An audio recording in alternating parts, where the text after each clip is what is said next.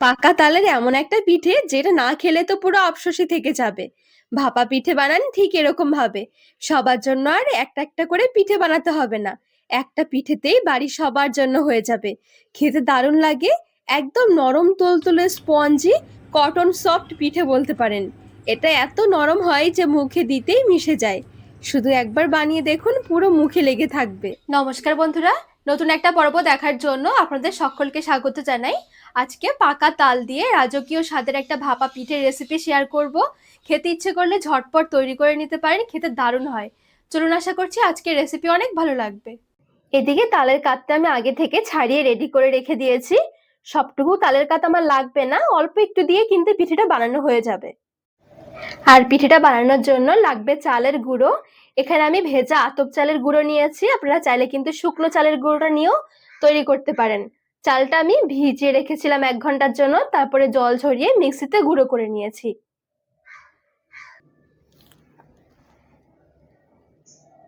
দুই বাটি মতন চালের গুঁড়ো নিয়ে নিচ্ছি। টেস্টটা ভালো আসার জন্য এখানে আমি অল্প একটু গুঁড়ো দুধ অ্যাড করছি, মোটামুটি 2 চামচ। দিয়ে দিচ্ছি লবণ। ভালো করে এবার একটু মিশিয়ে নিতে হবে।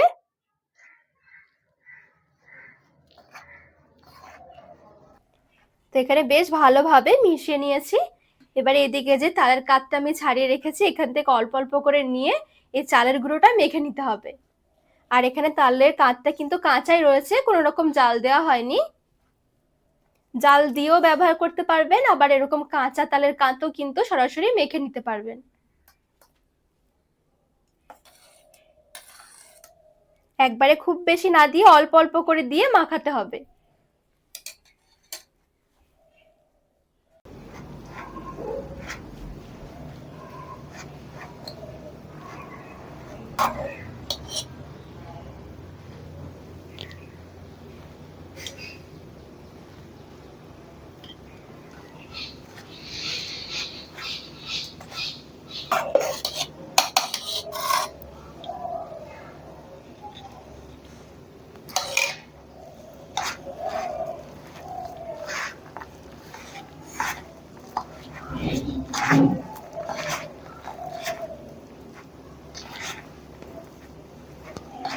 এখানে আবার অনেক বেশি তালের কাত একসাথে দিয়ে মাখানো যাবে না, তাহলে বেশি নরম হয়ে যাবে।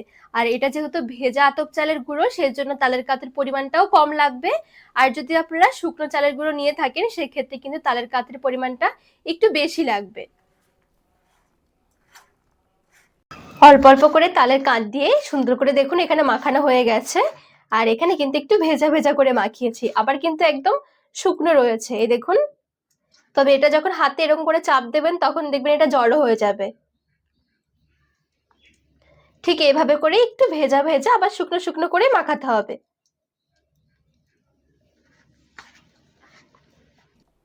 এবারে ঢাকা দিয়ে একটু কিছুক্ষণের জন্য রেস্টে রাখবো, মোটামুটি 5 মিনিট। ততক্ষণে একটা পুর বানিয়ে নেব। আর এটা একটু রেস্টে রাখলে কি খুব সুন্দর এটা ভেতর থেকে সেট হয়ে যাবে। পুর বানানোর জন্য এদিকে আমি কিছুটা মতন নিয়েছি কোরানো নারকেল। নারকেলটা একটু মিহি করে কুড়িয়ে নিতে হবে। আর এখানে নিয়েছি কিছুটা মতন গুড়।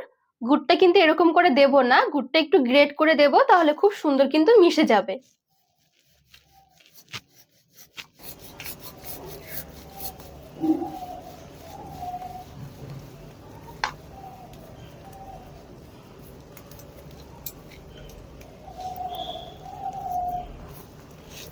ভালো করে একটু নারকেলের মধ্যে মিশিয়ে নেব।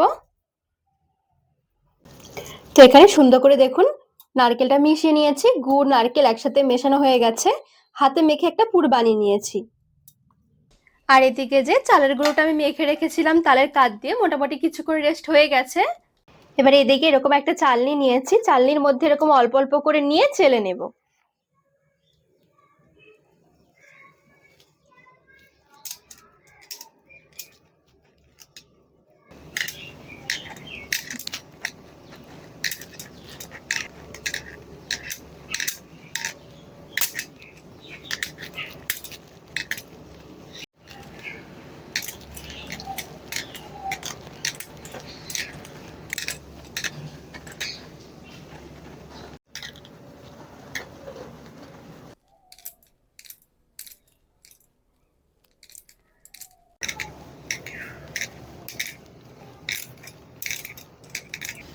তো এই দেখুন এখানে খুব সুন্দর করে কিন্তু আমি চালের গুঁড়োটা চেলে নিয়েছি।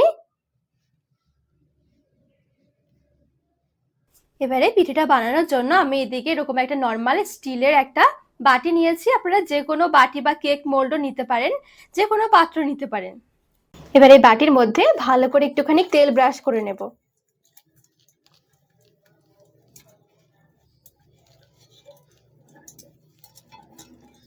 এবার এই দিক থেকে 1 হাতা মতন চালের গুঁড়ো নিয়ে নিচ্ছি, বাটির মধ্যে এবারে নিয়ে নিচ্ছি।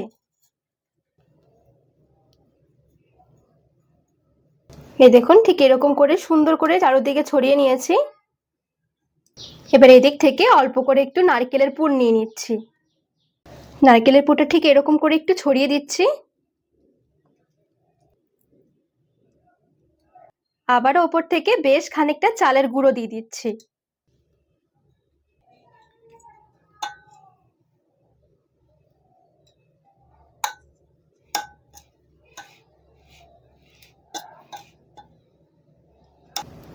আবার ওপর থেকে কিছুটা মতো নারকেলের পুর দিয়ে দিচ্ছি। ঠিক এরকম করে একটা লেয়ার বানিয়ে নেব।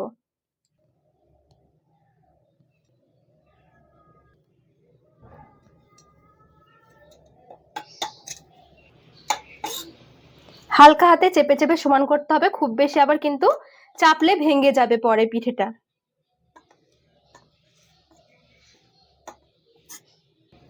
আবারও বেশ কিছুটা নারকেলের পুর দিয়ে দিচ্ছি।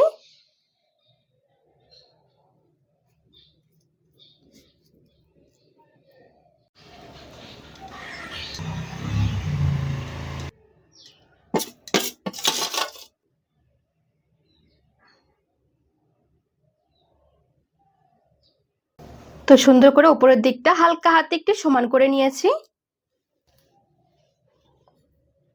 এবারে এদিকে গ্যাস ধরিয়ে একটা ডেকচি বসিয়ে দিয়েছি। ডেকচির মধ্যে বেশ খানিকটা জল নেব।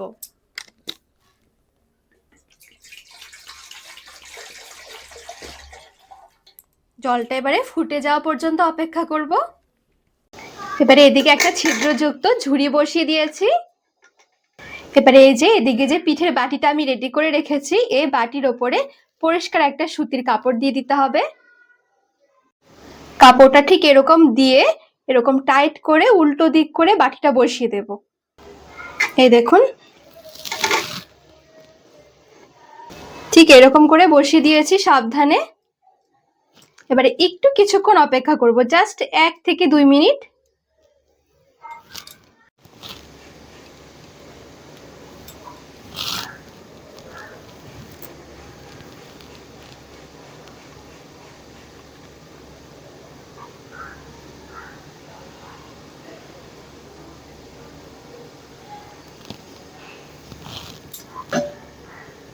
এক থেকে 2 মিনিট পর হালকা হাতে বাটিটা তুলে নিতে হবে। উপর থেকে কয়েকটা কিশমিশ দিয়ে সাজিয়ে নিচ্ছি।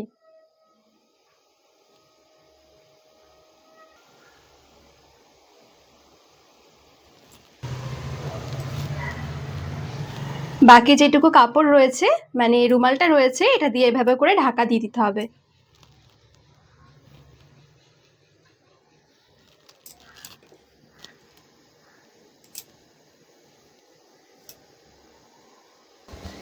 এবারে উপর থেকে একটা ঢাকনা দিয়ে দিচ্ছি। এবারে 10 মিনিটের জন্য গ্যাসের আঁচটা বাড়িয়ে এভাবে করে রেখে দেব। 10 মিনিটের বেশি সময় লাগবে না, 10 মিনিটের মধ্যেই পিঠেটা রেডি হয়ে যাবে।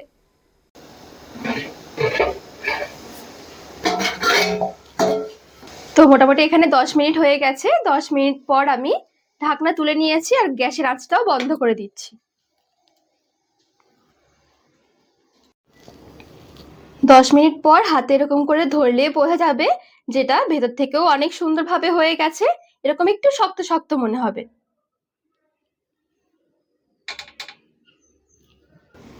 এবারে নামিয়ে নিচ্ছি পিঠেটা আর গরম গরম পরিবেশন করে নেব।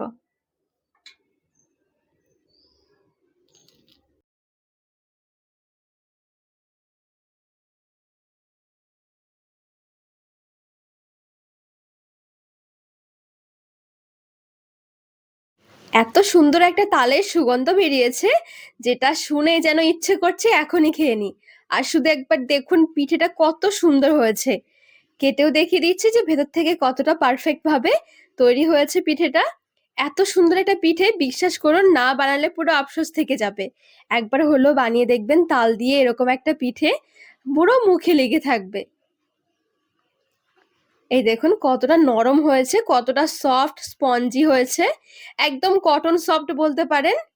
যে কেকগুলো হয় না খেতে, মানে যে কেক, তো সেই কেকের মতনই পুরো খেতে লাগবে এই পিঠেটা। তো আজকে এই ভাপা পিঠের রেসিপি আপনাদের কেমন লেগেছে অবশ্যই কমেন্ট করে জানাবেন। আর রেসিপি ভালো লাগলে চ্যানেলটিকে সাবস্ক্রাইব করে পাশে থাকার অনুরোধ রইল।